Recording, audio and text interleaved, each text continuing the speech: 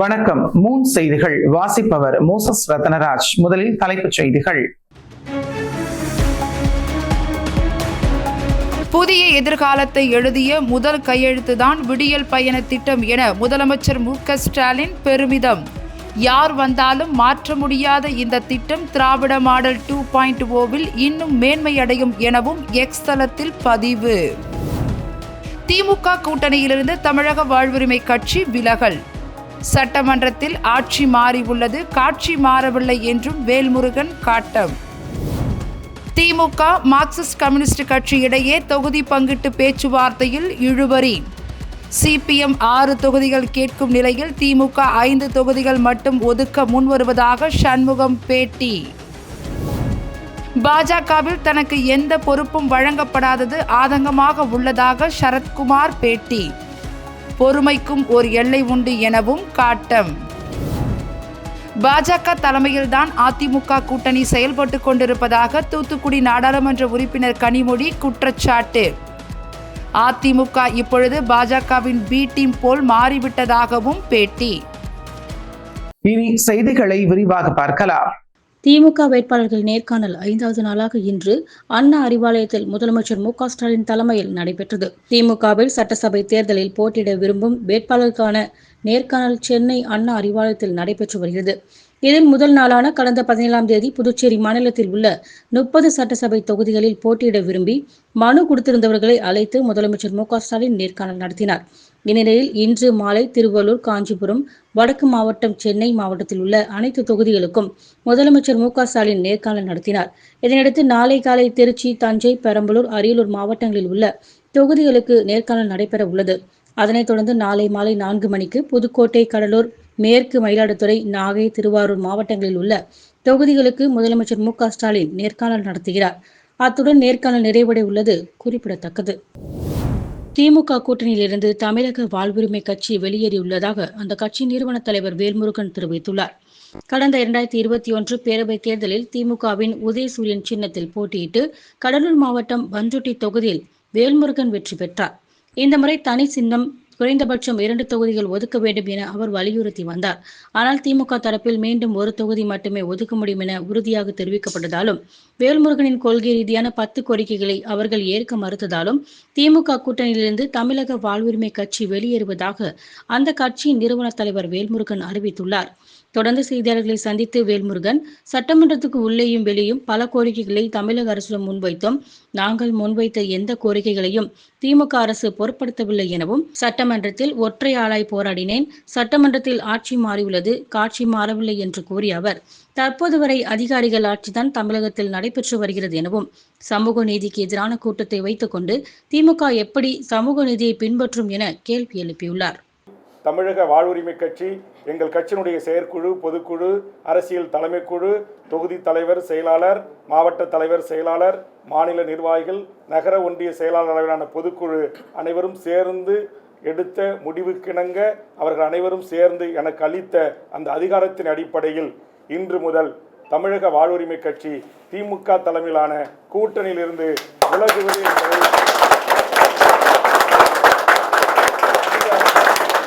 அதிகாரப்பூர்வமாக அறிவிக்கிறேன். இந்த 5 ஆண்டு கால சட்டமன்ற பணி என்பதும் கடந்த காலத்தில் 10 ஆண்டு காலம் சட்டமன்ற பணி என்பதும் இந்த மக்களுக்கானதாக தான் இருந்திருக்கு. அதனால் இந்த மக்கள் தான் எங்களுக்கு எஜமானர்கள்.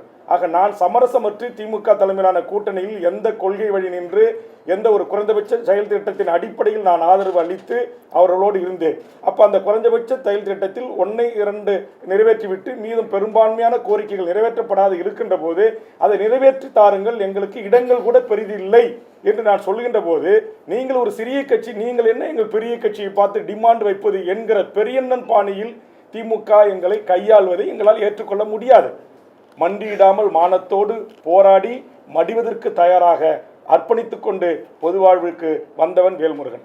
ஆனால் தயவு செய்து இல்லையே புதிய வருகையாக வந்திருக்கிற, நான் பார்த்து பரிசு வாங்கி பரிசு கொடுத்த என் பகுதியை சேர்ந்த பத்திரிகையாளர் கூட சில பேர் இன்னைக்கு இருக்கிறாங்க. ஆக அவங்களாம் என்னுடைய கடந்த கால வாழ்வு, வரலாறு, என்னுடைய தியாகம், என்னுடைய அர்ப்பணிப்பு இதை குறித்து கிஞ்சித்தும் ஒரு சீர்தூக்கி பார்க்காமல் உடனே வேல்முருகன் இங்கிலன்னு அங்கே போயிடுவார், அங்கிலன்னு எங்கே போயிடுவார், உடனே சசிகலா தலைமையில் கூட்டத்தில் இடம் பெற்றுவார்.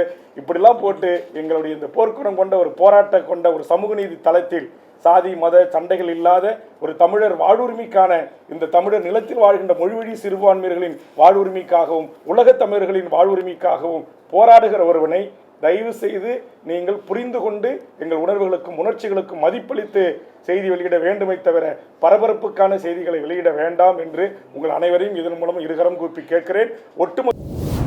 திமுக கூட்டணியில் மார்க்சிஸ்ட் கம்யூனிஸ்ட் கட்சிக்கு 5 தொகுதிகள் மட்டும் ஒதுக்க முன்வரும் நிலையில் இது குறித்து தங்களது நிர்வாக குழு கூடி முடிவெடுக்கும் என அக்கட்சியின் மாநில செயலாளர் சண்முகம் தெரிவித்துள்ளார்.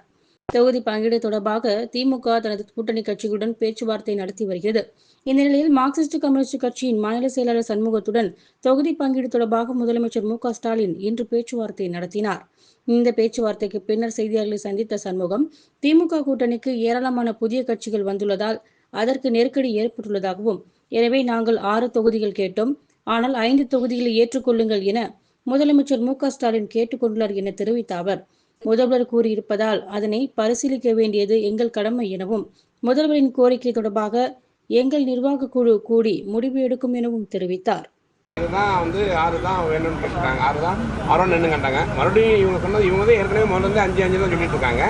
இப்போ 6ன்னு சொல்லி நீங்கள் சொல்லும் பொழுது மீண்டும் பேசுறது இது, அதுதானே மறுபடியும் மாநில குழு சொல்லுவாங்க. இல்லை மாண்புமிகு முதலமைச்சர் அவர்கள் இவ்வளவு நாளைக்கு இத்தனை நாட்கள் 20 நாட்களாக பேச்சுவார்த்தை நடைபெற்றாலும் முதலமைச்சரோடு இதுதான் முதல் சந்திப்பு பேச்சுவார்த்தை சம்பந்தமாக. இதுவரைக்கும் முதலமைச்சர் இப்படி நேரடியாக அழைச்சி தொகுதி உடன்பாடு சம்பந்தமாக இதுவரைக்கும் பேசலை. இப்போ அவருடைய வேண்டுகோள் என்கிற முறையில் அவர் தெரிவித்திருக்கிற நிலையில் அவருடைய வார்த்தைக்கு மதிப்பு கொடுத்து நாங்கள் கட்டாயம் பேசுவோம் என்பதை சொல்லியிருக்கோம். சார், காங்கிரஸ் 3 தொகுதி எக்ஸ்ட்ரா கொடுத்துருக்காங்க அப்படின்ற மாதிரி நீங்களே சொல்லியிருந்தீங்க. அந்த விஷயத்த ஸ்டாலின் அவர்களிடம் சொன்னீங்களா? அதுக்கு அவர் எல்லாம் பதில் சொன்னாங்களா? அவங்களுக்கு கூடுதல் தொகுதி தரும்போது உங்களை குறைச்சிக்க சொல்றாங்களே, அதை பற்றி எதாவது கேட்டீங்களா? முதலமைச்சரே தெரிவித்தாங்க. நாங்கள் ஏன் சொல்லலாம்? என்னமோ ஒரு ரகசிய விஷயம் மாதிரியும் நீங்கள் கேட்டுக்கிட்டு இருக்கீங்க.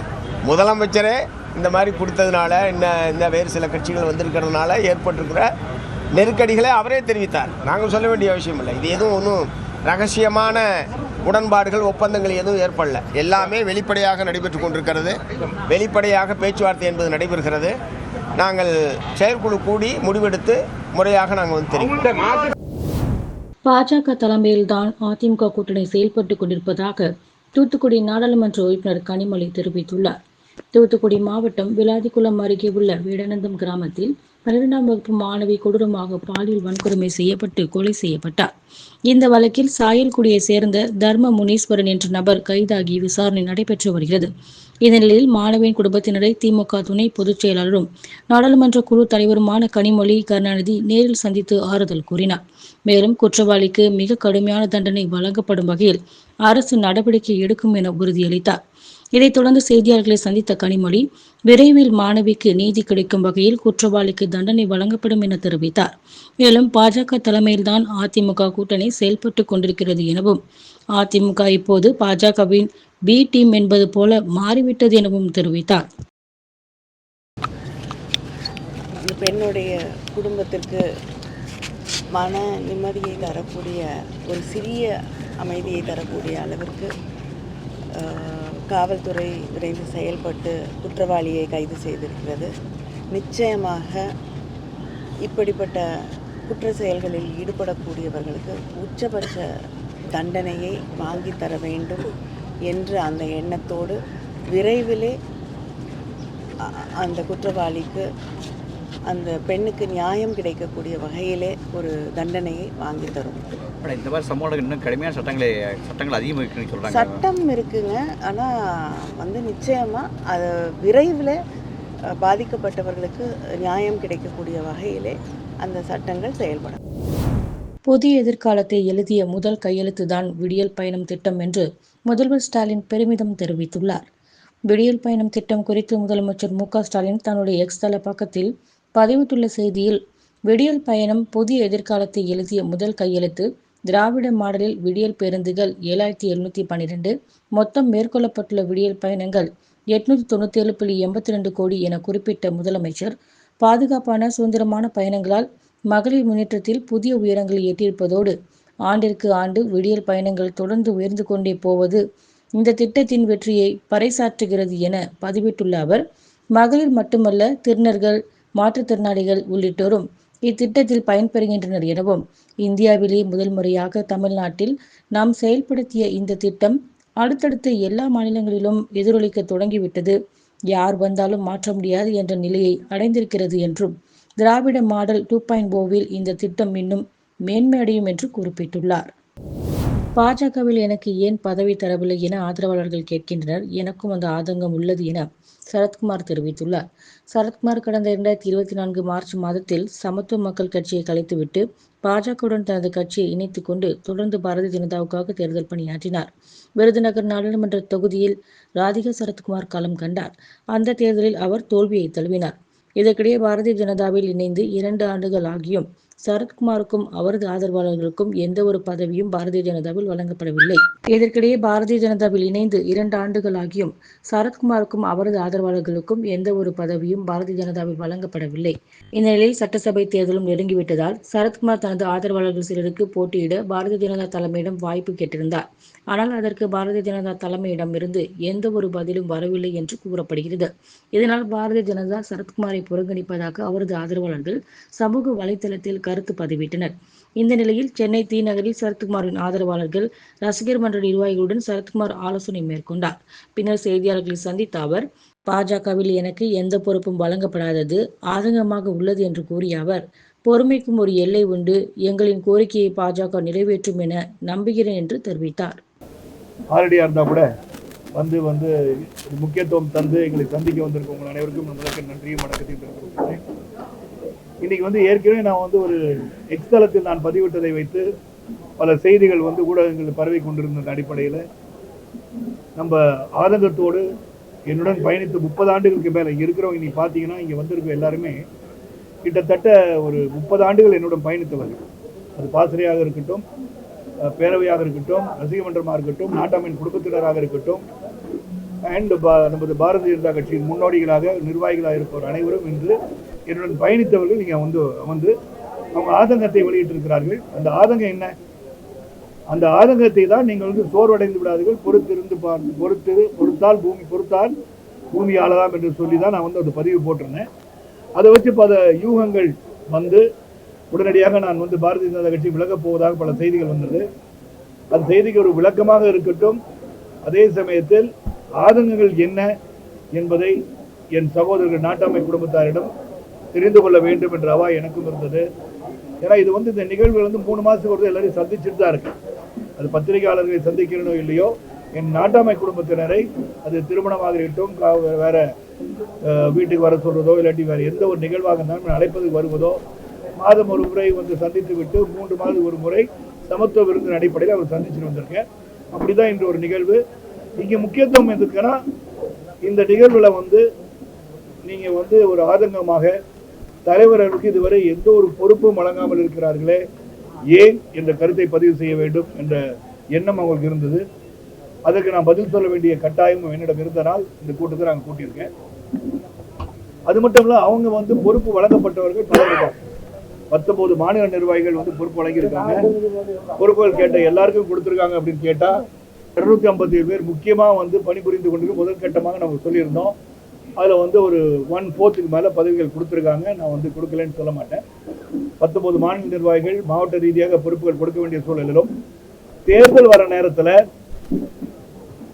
நாட்டாமை அவர்களே, எங்களுக்கு எந்த ஒரு பொறுப்பும் தேர்தல் களத்திலே பணிபுரிவதற்கு பொறுப்புகள் இல்லாவிட்டால் எப்படி செயல்பட முடியும் என்ற ஆதங்கத்தை இன்னைக்கு எல்லாம் வெளிப்படுத்துறாங்க. ஏன்னா அந்த பொறுப்புகள் வழங்கப்பட்டால்தான் நாங்கள் போய் பேச முடியும். இல்லாட்டி எங்களை அழைத்து பேச மாட்டார்கள்.